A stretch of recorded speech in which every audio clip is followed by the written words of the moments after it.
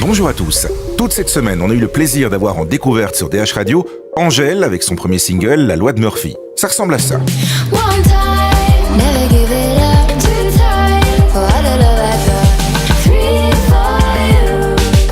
Alors, c'est la loi de Murphy. Pour expliquer un petit peu, Angèle, ce qu'est la loi de Murphy pour ceux qui savent pas. Ça veut dire qu'en fait, tout ce qui est susceptible de mal tomber tombera nécessairement mal. C'est une manière un peu pessimiste de voir la vie. Ouais. Mais justement, l'idée c'était d'en faire un truc drôle. Et en plus, non seulement c'est réussi, mais on peut dire aussi que votre début de carrière, parce que c'est le premier single, La Loi de Murphy, le premier single d'Angèle, c'est tout le contraire de la Loi de Murphy, parce que c'est tout ce qui pouvait bien se passer, se passe bien. Mais oui, c'est-à-dire que dans l'ensemble, en tout cas vis-à-vis de ma carrière, c'est un truc de fou. C'est une vraie chance d'avoir autant de médias qui me supportent, d'artistes et... C'est une chance ou c'est du travail? Alors moi je dis tout souvent que c'est une chance, autour de moi tout le monde me dit non, c'est du travail. Ouais. Je crois que c'est du travail mais qui est accompagné par la chance. Alors vous êtes juste de retour de France, là, vous avez quand même enchaîné pas mal de premières parties. Oui, alors justement en parlant de Murphy, j'étais censée accompagner M avant-hier, mais il fait que j'ai fait un malaise vagal avant de monter sur scène. Aïe. Oui, mais heureusement je me rattrape le 14 à Chambéry. C'est un premier single, mais quand vous faites des premières parties, j'imagine qu'il y a un catalogue qui est déjà prêt, il y a d'autres morceaux qui sont déjà en stock. J'ai dû préparer les premières parties et donc heureusement j'avais quand même quelques morceaux de côté qui sont prêts depuis longtemps, que j'ai pu un peu mieux préparer pour ça. Mais ce qui a été une bonne étape parce que ça m'a permis d'avancer en fait sur l'album. Alors vous êtes à la fois fille d'eux et sœur d'eux aussi, de Roméo Elvis.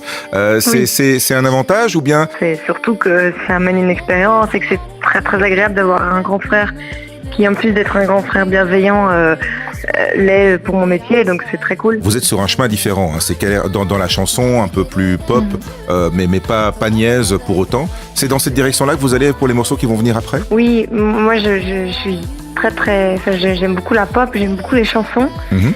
Et je reste toujours dans un truc très chanson en fait. Après, le français, ce sera quand même la langue majeure de l'album. On pourra peut-être vous voir si on a de la chance, parce que c'est sur invitation, mais il y a encore moyen de s'inscrire apparemment pour les 7 ans de Bruxelles-Mabel le 16 décembre prochain. Et là, vous allez tenir la scène avec Juliette Armanet. Vous avez toutes les deux cette espèce de fraîcheur, d'intelligence dans le texte aussi. Moi, je me souviens avoir été comme une groupie la voir après un concert au Nuit du Botanique. Mais j'ai hâte, je suis très très honorée en fait de partager l'affiche avec elle. Vous avez toutes les deux un côté chic, je dirais. Merci, je prends. C'est un bon okay. compliment. Ici là, il y aura l'album, je pense, mais il y aura le retour au Botanique à l'Orangerie le 30 avril. De remettre une couche le 30 avril et carrément, pour moi, l'Orangerie, c'est un truc de fou et que ça soit sold out, c'est complètement dingue. Le mieux, c'est de vous suivre sur la page Facebook, qui a un nom assez original aussi. Ah oui, Angèle ou en poudre. En fait, oui, j'avais fait ça à l'époque, tout début, quand il y avait encore 300 abonnés. Ouais. Et en fait, c'était pour faire une blague.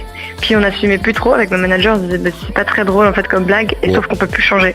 Ah, oui. Donc voilà, c'est resté. Et moi je trouve ça plutôt sympathique. Angèle ou en poudre. Voilà, c'était la petite blague. Merci Angèle. Merci beaucoup. Au revoir.